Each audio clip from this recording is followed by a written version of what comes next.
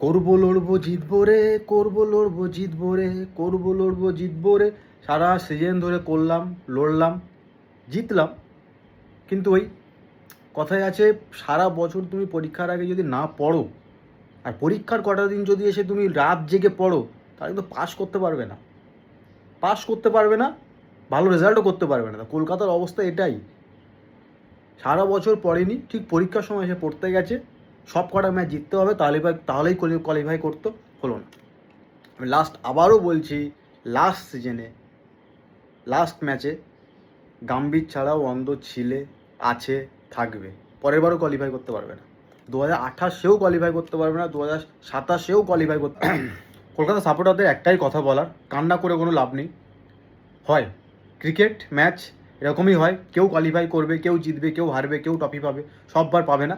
কিন্তু একটা জিনিস আমি বলতে বাধ্য হচ্ছি আজ, অভিষেক নায়ারের coaching experience as a team চালানোর মতো অভিজ্ঞতা নেই। আর নেই। ইউপি ওয়ারিয়ার্স WPL-এ লাস্ট পজিশনে ছিল। ইন্টারন্যাশনাল প্রিমিয়ার লিগ যেটা আরবে হয়, সেখানে আবুধাবি নাইট রাইডার্সে একটা ম্যাচ জিতেছিল, সেখানেও কিছু উন্নতি করতে পারেনি।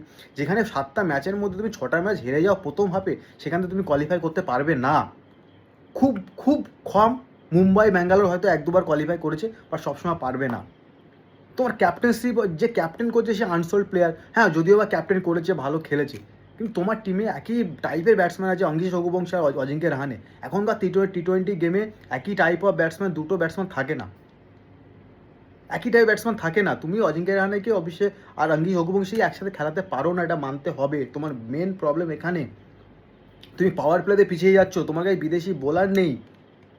পাথিরানা চোট, এক ওভার 2 বল করে 11 কোটি টাকা না 19 কোটি টাকা না কত কোটি টাকা নিয়ে বাড়ি চলে গেল। কার্তিক শর্মাটা ভালো বল করেছে বলে বেঁচেছিলে।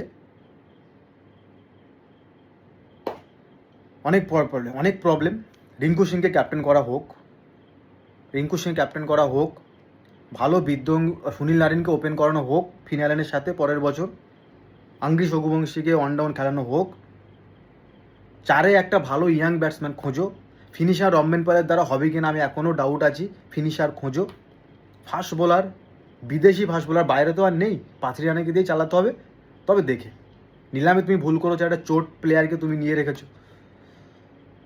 চলো, আসছে বছর আবার হবে।